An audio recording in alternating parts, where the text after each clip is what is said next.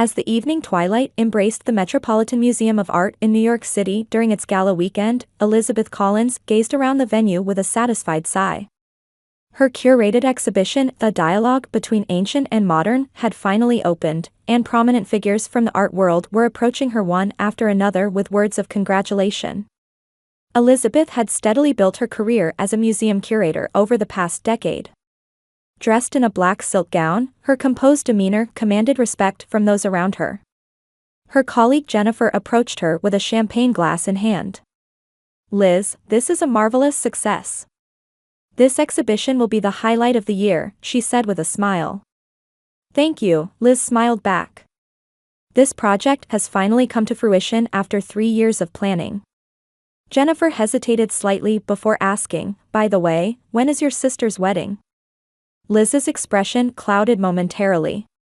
"Next month," she answered briefly before quickly changing the subject. She was lying.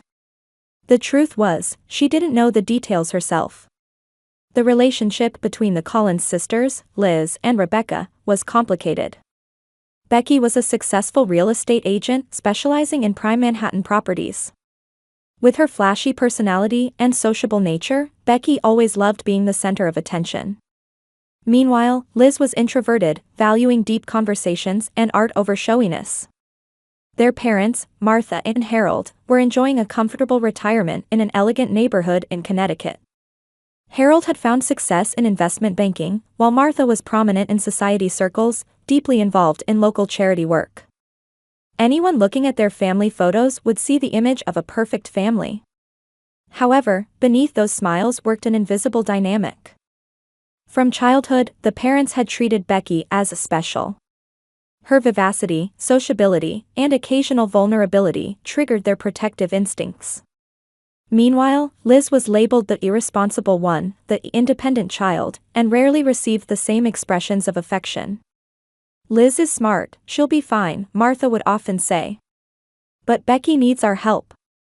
Those words never changed, not when Liz was honored as a high school valedictorian, not when her graduate research received international recognition, not when she was first promoted to curator. Her success was expected, Becky's smallest progress was to be celebrated extravagantly. Liz also didn't have much expected of her romantic life. She had focused on studies during her school years and prioritized her career during her formative professional period. She had dated several men before her early 30s, but never met anyone who truly understood her inner self.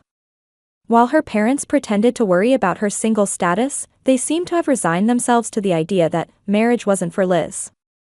On the other hand, Becky's romantic history was always the family's focus. With each breakup, her parents spared no comforting words or financial assistance. Then 7 months ago, Becky had announced her engagement with much fanfare. Her fiancé was Jason Foster, an investment banker described as sociable, charming, and from a wonderful family. When Liz first met Jason at the engagement party, she felt an odd sense of discomfort. His smile, his way of speaking, and especially the way he looked at her gave her the impression of calculation. "He seems familiar somehow," Liz thought, but couldn't connect the sensation to a specific memory. "If my sister is happy, that's all that matters," she told herself, suppressing her uneasiness about Jason. However, that slight discomfort would eventually lead to a discovery that would fundamentally overturn her life and family relationships. As the gala drew to a close, Liz checked her smartphone. There were no messages from her parents or Becky. No words congratulating her exhibition's success, just silence. This wasn't unusual for Liz, but tonight was supposed to be special. She finished her remaining champagne and prepared to return to her everyday routine. One Thursday evening, a week after the exhibition's successful opening, Liz finally settled comfortably on her sofa with a glass of red wine beside her. She casually opened Instagram, which she hadn't checked for a long time, and began scrolling. Suddenly, her finger stopped. A photo posted by her friend Sophia with the hashtag #CollinsForsterWedding filled the screen. A church adorned with white flowers, a champagne tower, and Becky and Jason standing in the center. Becky was wrapped in a pristine white designer dress, radiating happiness. Liz checked the date in confusion. The photo had been posted last Saturday, the very day she had been busy with the museum's gala event. She quickly began checking other photos. The venue decorations, the lavish cake, people gathering on the dance floor. Her parents' smiling faces were there too. Martha in a designer dress, Harold standing proudly in a new tuxedo. Then reality hit her hard. Her sister's wedding had taken place, and she hadn't been invited. This must be some mistake, Liz told herself. Perhaps she had lost the invitation. Or maybe they didn't know her new address. But she had been living in the same apartment for 3 years. Her parents and sister knew her address perfectly well. With trembling hands, Liz dialed her mother's number. The call continued, but there was no answer. Her father's number yielded the same result. Finally, she tried Becky's number, but it immediately went to voicemail. Liz put down her smartphone and stared again at the Instagram photos. Everyone in the pictures looked like they were having a wonderful time. They showed no sign of missing her presence. Throughout the weekend, Liz repeatedly sent messages and made calls, but there was no response from her family. On Monday, she tried to focus on work, but her heartache only grew. By Wednesday afternoon, Liz had made a decision. She would visit her parents' home in Connecticut. She requested Friday off from her boss and set out by car on Thursday evening. She arrived at her parents' house just after 7 p.m. The familiar white 3-story house looked unchanged from the outside. However, the moment she entered, Liz felt that something significant had changed. A large wedding photo hung in the entryway, Becky and Jason holding hands before the altar. And in the corner of the photo stood her parents, looking proud. Without her. Martha came out of the living room in surprise. "What brings you here? You should have called ahead." Liz took a deep breath, trying to maintain her composure. "It seems Becky's wedding took place. Why wasn't I informed?" Martha was momentarily speechless, then shrugged. "Oh, that was just a change of plans. We had to move it up suddenly because of Jason's schedule. We wanted to let you know, but weren't you busy as usual?" "That's a lie," Liz said, controlling her trembling hands. "You knew about my exhibition long in advance. But I wasn't even invited." "Why?" At this moment, Harold appeared from the living room. His face showed confusion. "Elizabeth, what brings you here so suddenly?" "Dad, why wasn't I invited to Becky's wedding?" Liz repeated her question, looking alternately at both parents. A heavy silence filled the room. Martha and Harold exchanged glances, communicating something to each other. Finally, Martha sighed. "I'll be honest. As a single woman, it didn't concern you, did it? We didn't invite you because it would have been embarrassing." Those words were like a knife in Liz's chest. Embarrassing? What would have been embarrassing? "It was Becky's special day," Martha said, not hiding her irritation. Jason's family and friends were all wonderful people, all successful. Everyone was expected to come as couples. Having you sitting there alone, single and career-focused, would have made everyone uncomfortable. Liz was speechless. Was her career, her independence, and her very existence any embarrassment to her family?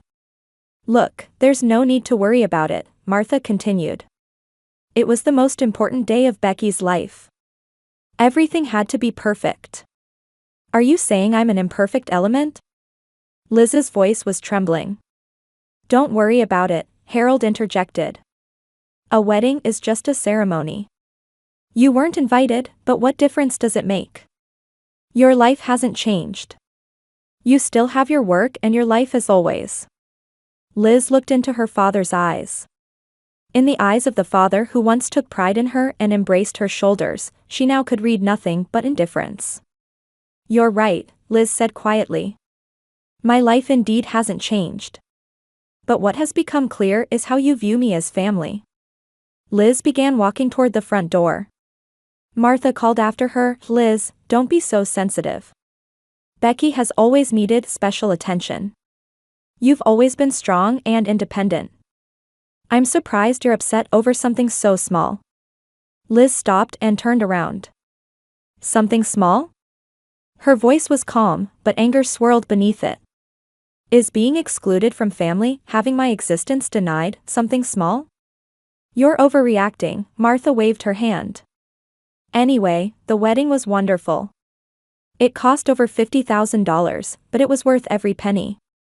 Liz silently opened the door and stepped outside.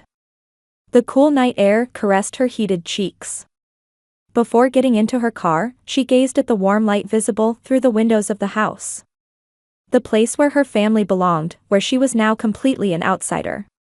Back in her apartment, Liz stared at the Instagram photos again and began to cry uncontrollably. Her family's smiles, the lavish decorations, and the space where she didn't exist. Amidst the mingling sadness and anger, she steeled her resolve. I am no longer a victim, she thought. The next morning, an unexpected knock sounded at her apartment. Opening the door, there stood Becky with a designer bag over her shoulder and a smug smile. Surprise! Becky announced cheerfully. I came to see you. May I come in? Becky took off her shoes and stepped into Liz's apartment before being invited. She was wearing a glossy pink blouse with designer jeans, and a huge diamond ring glittered on her finger. Liz silently opened the door wider to let her sister in. Various emotions were swirling inside her, but she maintained a calm expression. Would you like some coffee? Liz asked flatly. Of course. But decaf, with oat milk if possible, Becky answered as she sat on the sofa in the living room. And no sugar, please, I'm on a post-honeymoon diet. While preparing coffee in the kitchen, Liz took several deep breaths. The humiliating conversation at her parents' house the night before was still etched in her mind. But now, with her sister appearing at her apartment, she thought she might have a chance to uncover the source of her discomfort. It was a lovely party, Liz said in a casual tone as she handed over the coffee. Becky smiled proudly. Yes, it was perfect. Mom and Dad made it such a wonderful wedding. She pulled a glossy wedding album from her handbag. Look. A professional photographer took these. Aren't they wonderful? Liz silently looked through the photos. The solemn ceremony at the church, the lavish reception venue, her parents dancing with smiles, and the happy images of Becky and Jason appeared one after another. But her eyes were fixed on Jason's expression. Something triggered her sense of unease. It was the best day. Becky proclaimed triumphantly. Then, with a malicious smile, she added, something you'll never have, big sister. Those words froze the air. Liz raised her eyes from the photos and stared at her sister. The shadow of the sister she had played with as a child was no longer there. I'm sorry, Liz said quietly. I should feel happy for you, but right now I don't feel anything. Becky sighed. Just as Mom said. You're jealous. Because I'm happily married and you're still single. Jealous? Liz gave a bitter smile. I have no problem with your marriage itself. The problem is that I was excluded as family. The invitation issue? Becky shrugged. Mom told you, didn't she? It was just a change of plans. That's a lie, Liz's voice was cold. I saw the social media posts. The wedding must have been planned months in advance. Becky was momentarily at a loss for words but quickly changed her attitude. Well, if that's the case, then yes. To be honest, Jason and I decided not to invite you. It was a day when all attention should be on us. If you were there, wouldn't the atmosphere have changed? Liz swallowed her words. Instead, she decided to approach from a different angle. Tell me more about Jason. Is his family from New York? Yes, well. Becky answered somewhat vaguely. He does important work at an investment bank. He travels occasionally. Liz checked Jason's face in the photo again. At that moment, a flash of insight struck her. She remembered him attending a museum event several years ago. But his name seemed different then. His work takes him away often? Liz asked. Yes, he's away on business trips 2 or 3 days a week. But that's the secret to success, Becky said proudly. Last week he was in New Jersey. Liz kept this information in mind. She had a friend, Marcus, who worked as a private investigator. He had helped her investigate the authenticity of artworks on occasion. Becky stood up and put her bag over her shoulder. I've got to go now. I have a spa appointment. But I ordered copies of the album and I'll give you one when they're ready. As a memento of our wonderful day. She left with a smug smile. The moment the door closed, Liz's expression changed. She picked up her smartphone and contacted Marcus. The next day, Liz met with Marcus in her office at the museum. I'd like you to investigate an old friend, she explained. Marcus raised an eyebrow. That's unusual. You normally ask me to investigate artworks. This is a personal matter, Liz said with a serious expression. I have an intuition that something is wrong. 3 days later, Marcus contacted her. Your instinct was right, he said. This Jason Foster also uses the name Michael Harris. And he doesn't work at Goldman Sachs. He's an independent investment advisor operating under multiple names. Liz suddenly felt her stomach sink. What else did you find out? He regularly visits a town called Montclair in New Jersey. I'm still investigating what's there. Liz thanked Marcus and asked him to continue his investigation. Over the weekend, she decided to go to Montclair herself. Montclair was a quiet suburban town with many trees. Following the address she had received from Marcus, Liz parked in front of a small colonial-style house. A tricycle and a child's bicycle were placed in front of the house. Liz's heart pounded rapidly. She waited in the car for a while, watching to see what would happen. Around 2 p.m., the door opened, and a small boy and a young woman emerged. The woman was beautiful, with her golden hair tied up. She held the boy's hand and started walking toward the park. Liz instinctively decided to follow them. At the park, the woman directed the child toward the playground equipment and sat down on a bench. Liz approached slowly and sat on the adjacent bench.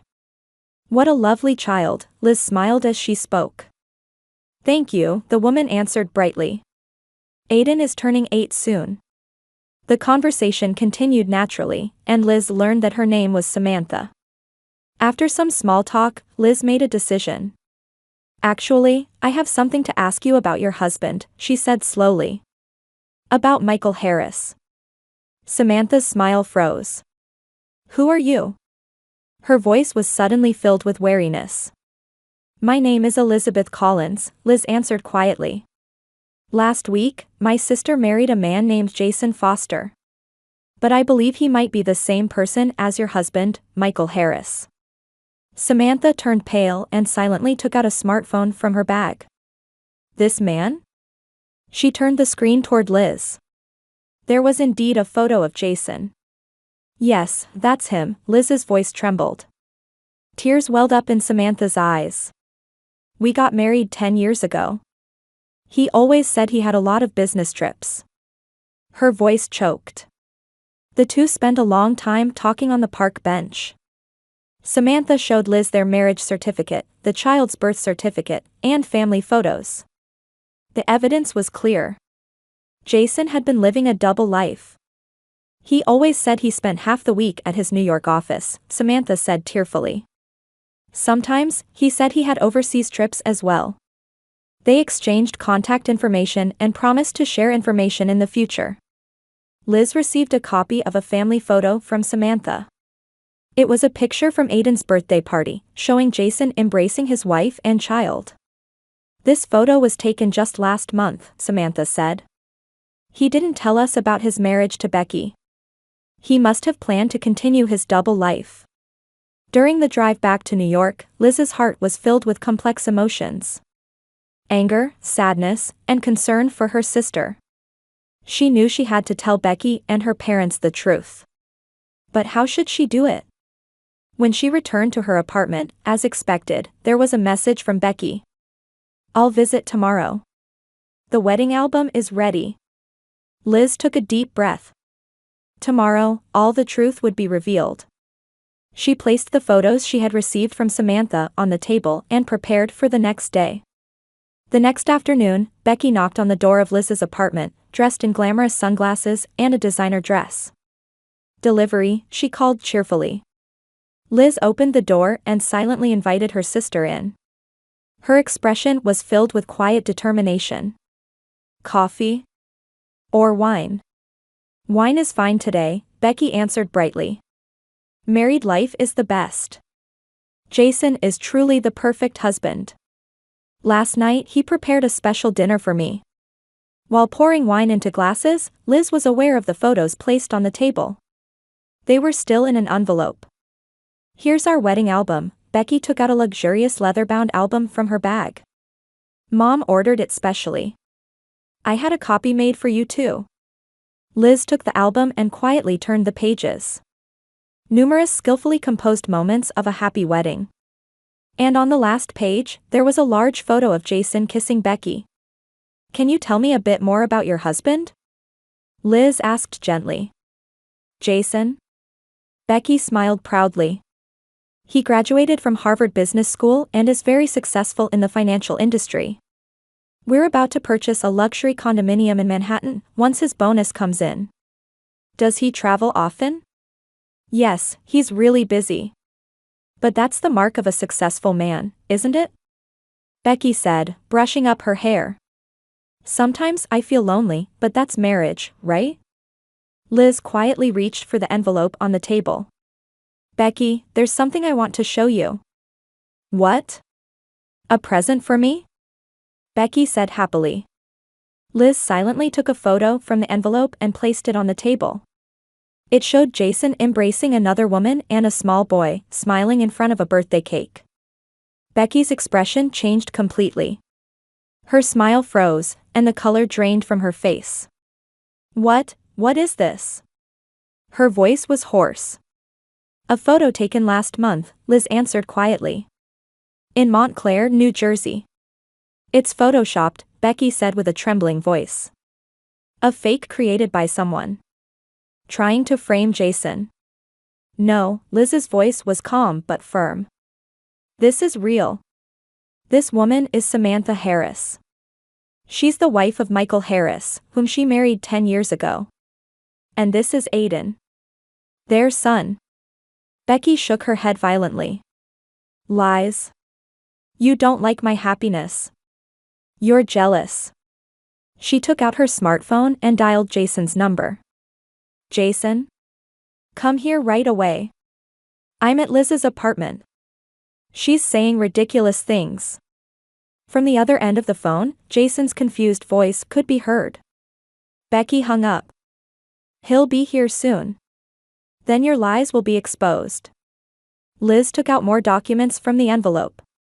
"This is the marriage certificate of Samantha and Michael Harris. And this is Aiden Harris's birth certificate. The father's name is Michael Harris."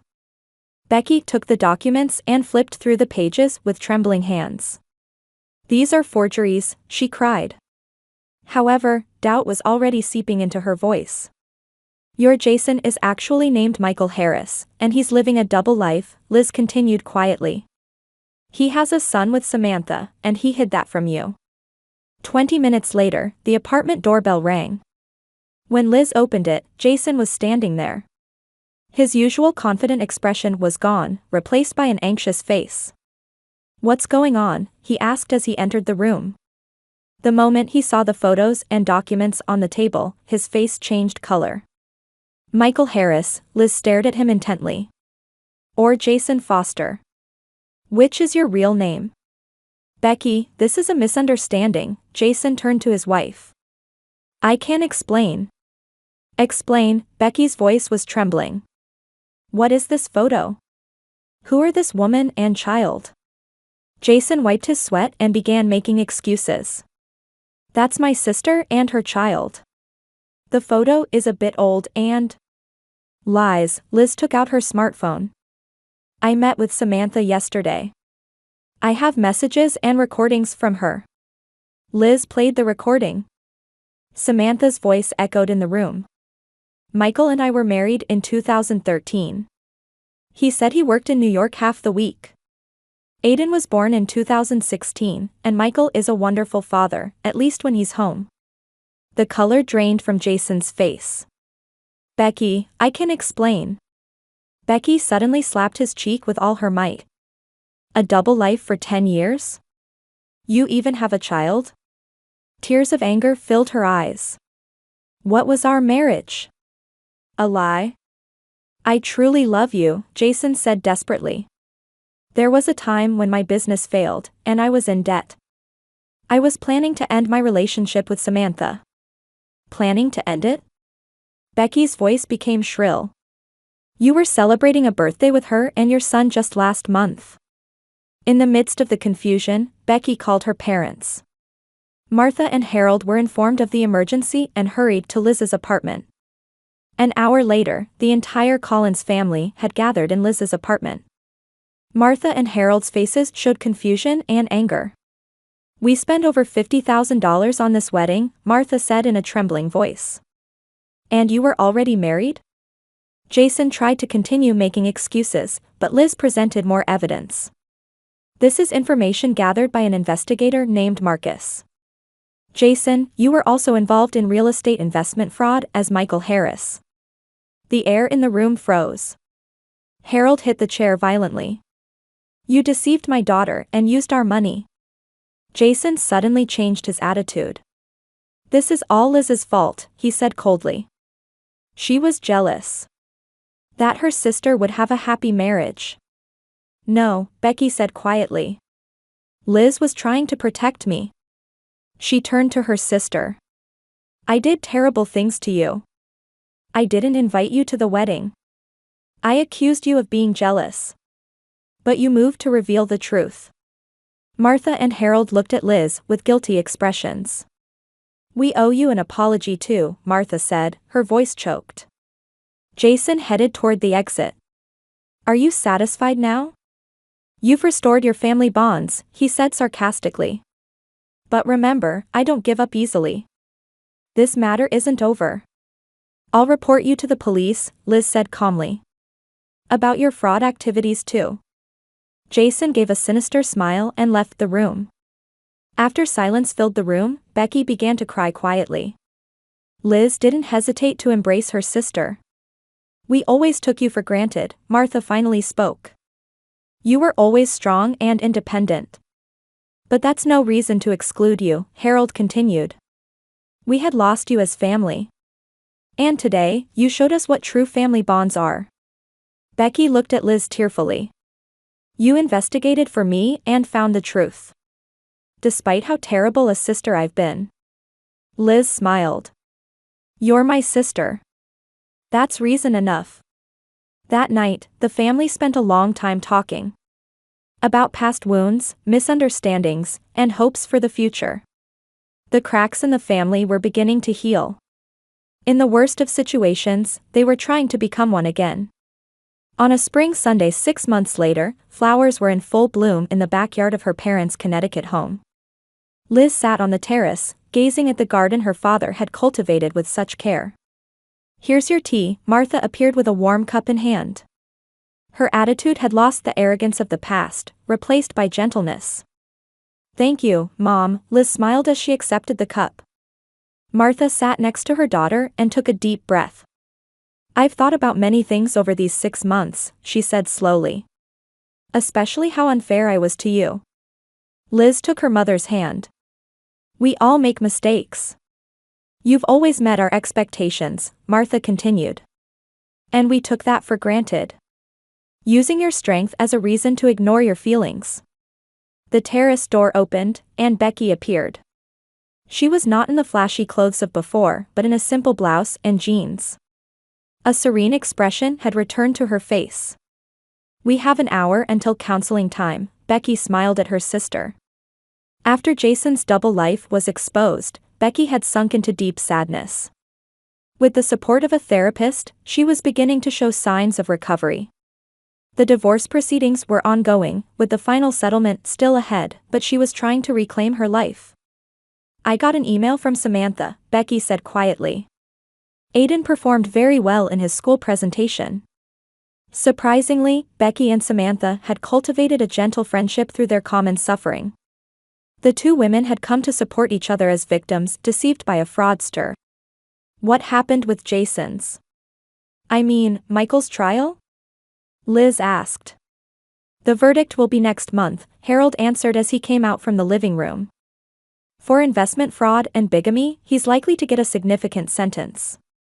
Jason had been arrested, and his double life had attracted considerable attention.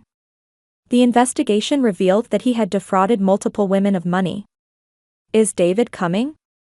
Becky smiled at her sister. Liz's cheeks reddened slightly. Yes, he's picking me up at 7. David Morrison was the museum's new fundraising director, and he and Liz had built an intimate relationship over the past few months.